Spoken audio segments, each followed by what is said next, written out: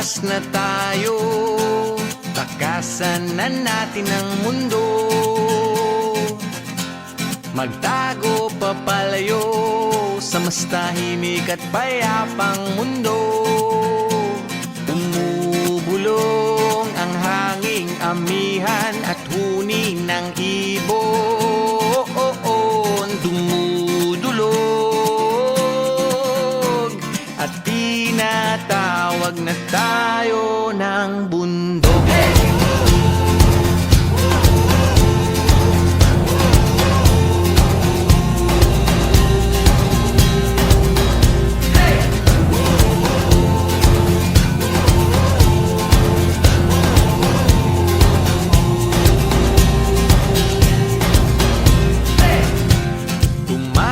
Na tayo, palayo sa maraming tao.